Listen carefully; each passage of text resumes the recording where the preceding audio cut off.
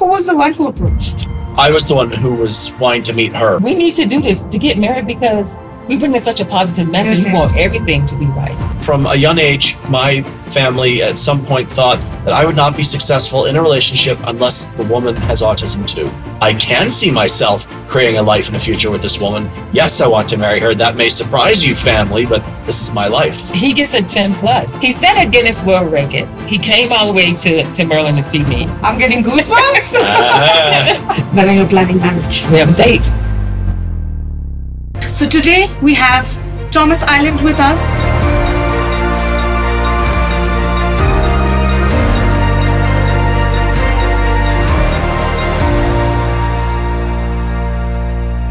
And we have Rosetta Walker.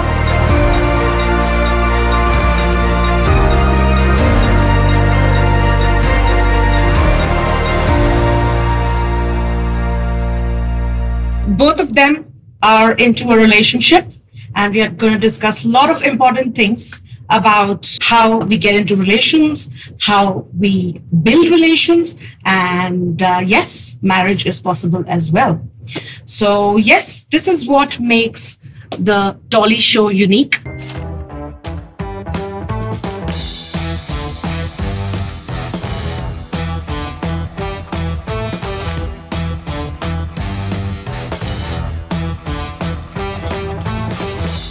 I welcome both of you to the Dolly Show today. Thank you for having us. Yes, thank you so much. What was that first moment you all saw each other, and how did things unfold? I'll let the Queen of Inspiration begin the story. Yes. Well, it started out with my agent contacting me. And the moment I saw the email to go to another event, I was thinking to myself, I don't want to go. I really didn't want to. Have been going to events all day. I went to Ebony magazine had an event, so it was a lot of stuff going on, and I was really tired. And so I'm going to go. But you know what? I'm going to go, but I didn't want to dress business. I said, I'm going to wear something sexy or something attractive. I'm just going to do me. I'm going to rebel. I'm not going to be business. But I went anyway, and I didn't want to go. And while I was there networking, I saw this gentleman. He was standing by the wall, but he was looking my direction, and he had one of the most beautiful smiles I've ever seen. To describe a man that's beautiful with beautiful smiles, wow, this is interesting. I can see the sparkle in your eyes still. Yes. And we had that connection from across the room from the get-go. And speaking of going, I'm the kind of guy that goes after what I want. So I approached her, and we proceeded to start talking. And the rest, as they say, is history. Wow. Super. So then, after that, how did you all approach each other? It turns out that while we were there, we said we were going to take a picture together, but I don't remember us getting around to actually taking pictures or who took the picture. Someone tagged us on our social media. They found me, found Tom, and tagged us. To this day, we don't know who the photographer was. If you're out there, please let us know. And when we saw that was connection, now we're connected on social media. Okay. And we stayed in touch for many years after that particular event. COVID had hit, but we still stayed in touch via social media. And then as I was doing Ironman triathlons, I knew she was in Virginia. I was out in California. I was going to be doing an Ironman in Maryland, just north of Virginia. So I go to do the Ironman, and I say I want to meet her. I send her a message saying I'd like to meet. She didn't respond. And so I'm like, you didn't answer my text. Still want to meet? That is true. I did not respond. We had been friends, and a lot of times we would text each other, little messages and see how each other's doing. But we see he's coming to what of myself. Okay, do I want to do this? But when I saw the text, you didn't respond to me. I thought, I like this. Because I'm the type of woman, I'm very dominant and the type of, I own my own business. I'm an entrepreneur. So, we have to be, as yourself, we are strong-willed women. So it has to be a man that knows how to hold his own. So when he approached me direct that way, that was a really turn on for me. Oh, I'm getting goosebumps. Who was the one who approached? You? As to the initial meeting, like with the Ironman, or I was the one who was wanting to meet her. So I was taking the initiative and seeing it through until I got a yes or a no. Okay. Wow. When did you all propose to each other, and who started it? Wow. Matter of fact, you guys are a part of this. So 5 years to the day after we met, we actually went back to the scene of the crime, so to speak. So February 24th, 2019 was the day we met. February 24th, 2024, we're living together. We both go to the venue where we had met, and that's where the question was popped. Yeah. Wow. Yeah, and the reason why I say I can plays a part in this because that's when we seriously started talking about marriage. Thinking we're going to travel together, we're doing stuff together. Yeah, so I can played a part in it. We thought about, we're traveling together. We need to do this to get married because we bring in such a positive message. We want everything to be right.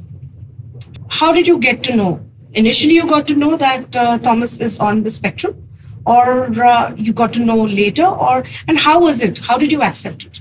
Well, I did not know. Okay. I know I was at a venue where we met, and they had a lot of keynote speakers there. Mm-hmm. People from all over the world, great speakers. Les Brown was there. Mm-hmm.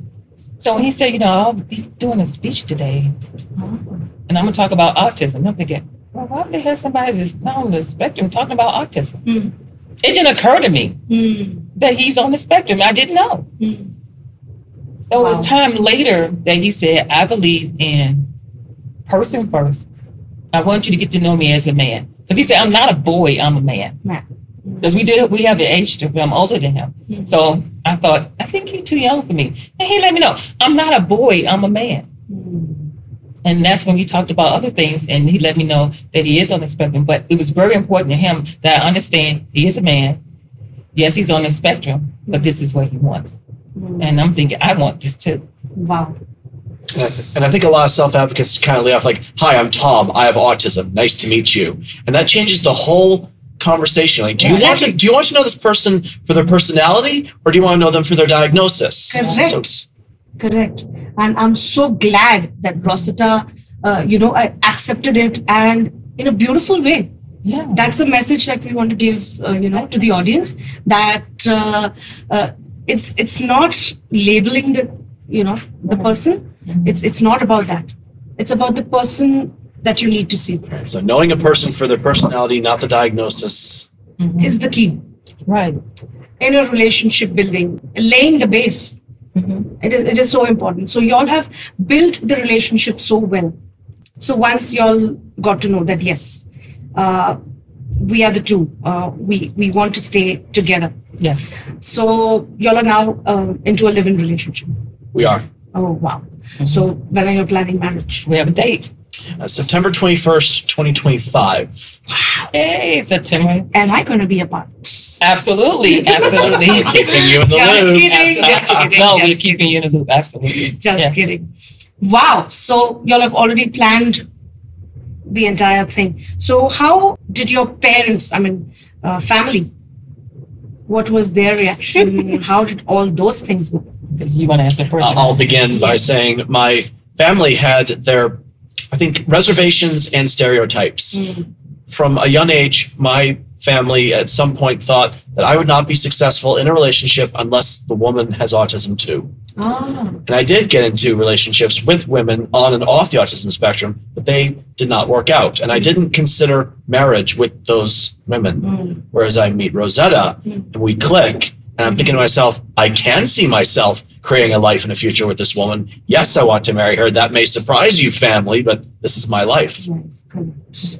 And for me, meeting his family was awesome because they did embrace me. We went to his cousin's wedding in London, and everything was real great. I met his father's side of the family and his mother's side of the family. We have once a month?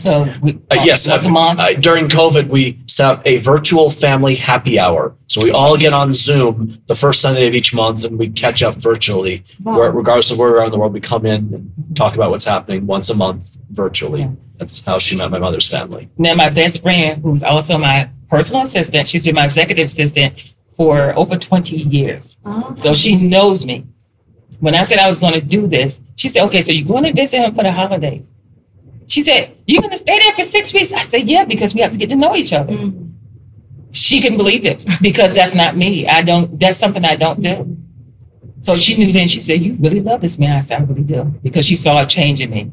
And not only that, I share our life on social media. Mm-hmm. That's something I've never done because it's professional. You don't want to put your personal life out there. And Tom, we were discussing about Sun, Mars, and Venus. Can we discuss that? as well. So after I broke up with a woman on the autism spectrum I was with for 4 years, I realized I need to better educate myself about relationships in general. And there was a library right across the street from where I lived. I decided to go in there and look up self-help books and romance and relationships. One book that really stood out to me, Men Are From Mars, Women Are From Venus by John Gray. And it explained how men tend to be the problem solvers. They want to be able to fix things and find a way to make things right again. Women want to be heard, listened to, understood. And I realized I need to do less talking and more listening if I'm going to have a relationship and have it be successful. So that was a huge game changer for me. And I'm constantly having that in the back of my head as I have. And I love it because he listens to Sometimes I can be quite the chatterbox, and I love it that he listens to me. Yeah, everyone wants to be heard. I mean, wives, girls, they want their partners to listen to them. They don't need, these expensive things or things like that. Their time, their love, their attention is what women are looking for. So, Rosetta, how would you rate these three? But okay, what am I rating? The way, what am I rating? The way he love, he listens to you. So first, how do you rate out of 10? He gets a 10 plus. He's amazing. He set a Guinness World Record. He came all the way to Maryland to see me, and he is amazing. Wow. From Maryland to Virginia, and so he definitely get a 10 plus. 10 plus. And for your listeners, that Guinness World Record is the world's oldest person with autism to finish an Ironman. And I set and broke that record. I did it a second time, says the second Guinness World Record. But I mainly was going over to that part of the country to see the woman that would become my future wife, if she would have me at the end. That's why I was like, are we going to meet or not? Please respond to my text. And I guess for me, I was thinking, is this really real? I didn't know if it was real because we all have been in relationships and people play games and they're not serious about things. And I just told Tom, I said, look, you know what? If we're going to do this, I'm not the type of person to play with anyone's feelings. I'm not the type of woman that's going to play with your emotions. I really care about you. I don't want to be in a relationship with someone that's not serious about it. So to know that he's serious, we're not playing games. If we want to change the world, to me, I just say, oh my God, what else can I ask for? Lord, I thank you. Because it's what I always wanted. And it's really hard to find. And he happens to be on the spectrum. Okay, fine. That's great. Because that means another journey God is putting me on. Yeah. Like I said earlier, that means I have another cause to fight for. Correct. I have other things I fight for, and now I have another cause to continue to fight. Yeah. Beautiful. Beautiful. So now let's have a small little peppy question. How is your date set up? How do you all go on a date? Just one incident that you all can remember. So Rosetta has a couple of connections to Hollywood and gets access or invitations or tickets to special shows, like to be in the audience of shows. And one thing that we've found very fun to have a little date night or a way to laugh and release a lot of difficult situations in our lives is we go to a show. It's called After Midnight. They have 3 comedians on as contestants or panelists, and they'll be given random situations and have to respond. And we're there in the audience laughing with these comedians. And in between takes, they'll have an audience warmer. His name is Percy, come out and entertain the audience. They'll have some of the audience members come up and dance for the audience. So we have gone there, we've laughed, we have danced in front of the audience. So we've done this, I think, at least 5-6 times. Wow. And every time we find ourselves so refreshed and like better people from our After Midnight audience experiences. And we turned it into a date night. We'll get something to eat. And we also did the Family Feud show. We went to Family Feud as well. Yeah, that's what we decided because our lives, we're so busy. From podcast to what we do in Toastmasters, what we do in the community, what I do in the church. We have so much going on that we have to have time for us. Exactly. And I think if you don't take time for yourself, I mean, even all you out there listening, whether you're married or not married, if you have a family or you don't, it's just you and your mate, you have to make time for one another. Because if you don't do that, something is going to be missing. Correct. And then you try to figure out what's missing. So you have to have those date nights. So no matter if you've been together for 30 years, remember, take time to date. Continue to date. Perfect. Yeah. Whatever your love language is, but date. So your love language is humor. Y'all just said. Interesting enough, we cover love languages in the dating spectrum that I do with the Ed Asher Family Center. I find that time and acts, like cooking, for example, I could come home and dinner will be ready, or and then there's also physical touch, words of affirmation. Yes, his is physical touch. He used to go and get, but his is physical touch. So that's his love language, along with words of affirmation. I think, yes, words of affirmation. He likes to hear that. For me, it's gifts. I love surprises. Wow. Yeah, because I feel if a man doesn't give me a gift, then I think you don't care. But I didn't know why I felt that way. But with Tom, when he first came to see me, he had roses, he had flowers for me. Wow. And I just thought, this is just so great, because that's my favorite flower, roses. And he did that, and sometimes people don't do that anymore, but he did that for me. So beautiful. So he knows what you want. He knows. And you know what he wants. And it's amazing. So that's how a relationship works. It's a two-way street. Yes, exactly. We both understand each other's love languages and correspond accordingly. Exactly. Which is what is the essence of a relationship. If you'll understand each other, what she wants and what my partner wants, it's a win-win. Yeah. Great. Yes. So now we come to our rapid fire, which is some peppy questions. Okay. So be ready to answer. The first one: who fights more? I do my best not to pick fights whenever possible. That's me. Yeah. Wow. And I would say that I wouldn't say that we technically fight with each other. And I think it has a lot to do with we're both coaches. I'm a certified life coach. Yes. And I'm a certified human potential coach. Yes. So with that, the tools we have in our mind, we know certain things not to do. So it helps us. The thing that I have learned that's different with Tom is that when he's had enough, he needs to walk away. And I need to let him walk away and wait. And this is something very important. We're going to bring out into our book. Now, and this is the agreement, though. He walks away, going to bed, going to take a nap or whatever. He comes out, refreshed. We're going to eat dinner. What are we going to do? And then he's ready to talk. Wow. So that's the trade. Is that we're going to come back to the conversation. What some people do, and this is on the spectrum or off the spectrum, they walk away. But when they come back, they never talk about it. And when you don't talk about it, guess what happens? It builds up. And whatever was wrong, it's going to explode. And then you can't fix it, because now every little teeny thing that came, and then you forget what was the problem. So that's something we do. We give each other space.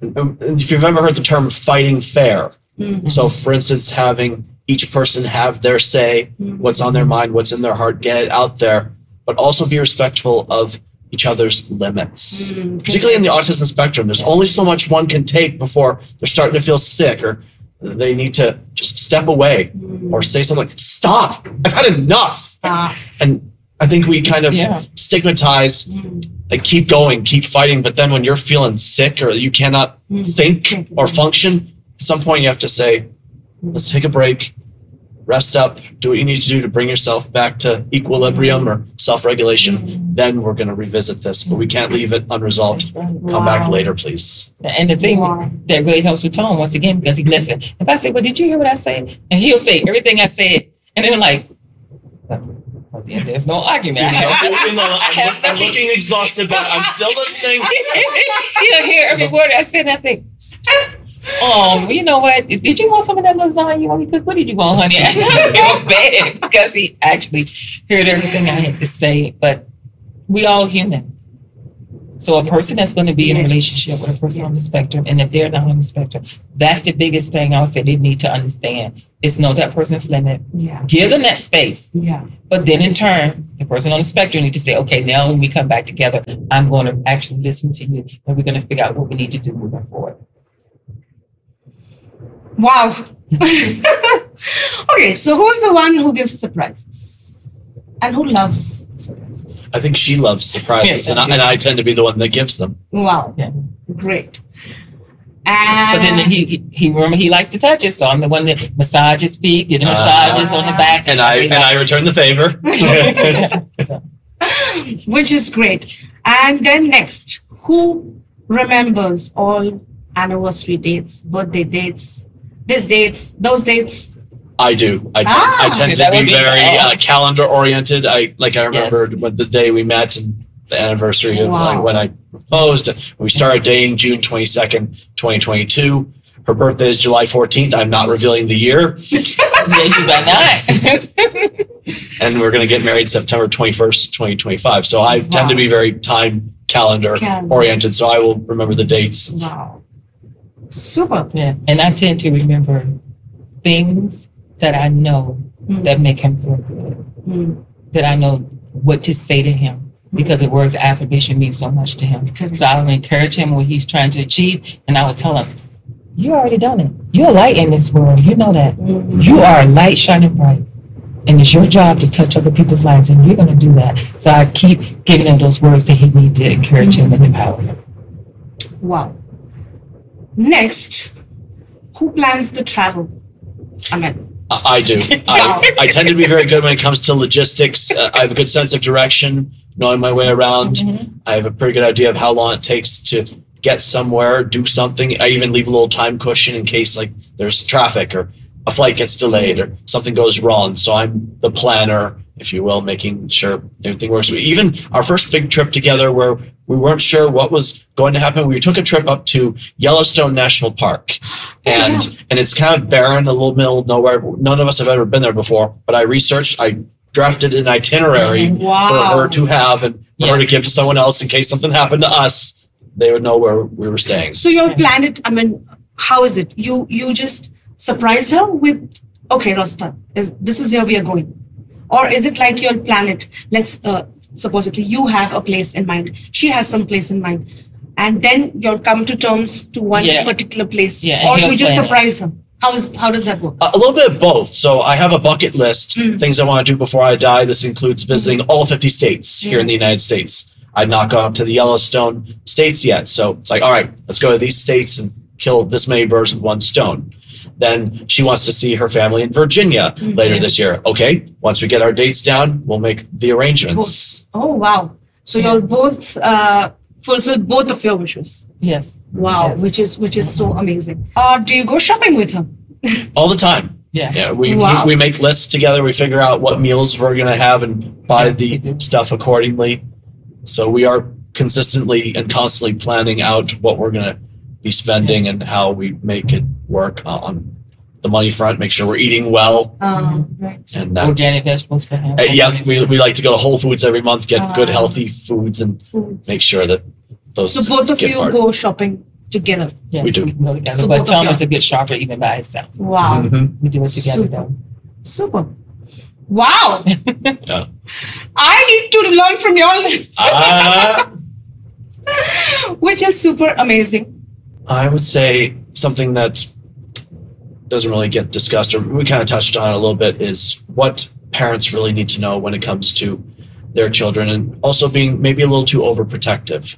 Because I think helicopter parenting and other parenting styles that may actually do more harm than help the child or the young adult, particularly when it comes to relationships. And parents also have to come to terms with their own mortality. They're not going to be around forever. Where's your child going to be? Are they going to find someone who loves them and can grow with them even after you are gone? And for heaven's sakes, whatever you do, don't make the person that come into their life feel unwanted. Because I think if Tom's family wouldn't have accepted me, then I'm gone. Just imagine he would have missed out on something beautiful. Exactly. So it's very important that the parents don't feel like, oh, she's coming to take my son away. Just know that, okay, my son has someone that loves him, or my daughter has someone that loves her. The father shouldn't feel intimidated. Oh, well, he's replacing me. They're not replacing anyone. It's a different type of love. So that boils down to the acceptance from parents. Yes. Is very important. They play a role. Yes. And sometimes parents don't accept it. They might not like the person that the other person chooses to love. Correct. And they're like, no one will love my child more than me in this lifetime. And so it becomes a contest, a comparison, a competition for this person. It's like, hey, I love who I love. It's possible to love both of you. I cannot marry my parent. I'm going to marry this person. Please accept my decision. Exactly. Wow. So true. So yes, one message that you would like to give to our audience who have these questions, whether, marriage will happen, relationship, will I be able to get into a relationship? Will I be able to choose my life partner? One message from you, Tom, and one message from you, Rosetta. Yes.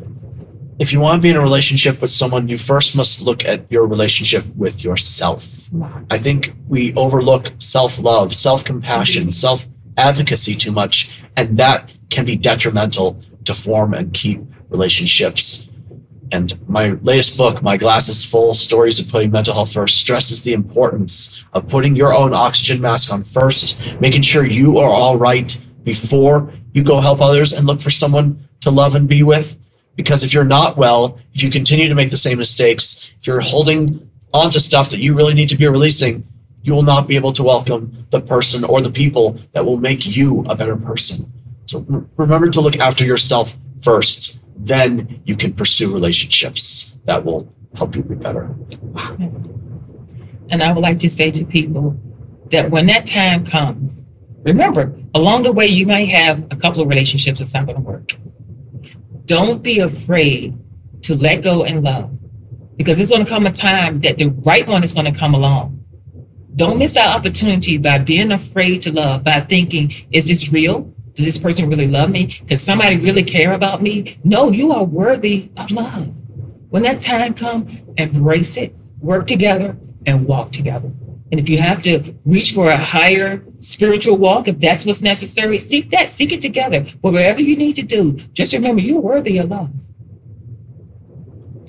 Wow. Y'all don't know how much hope y'all are creating by sending this message across.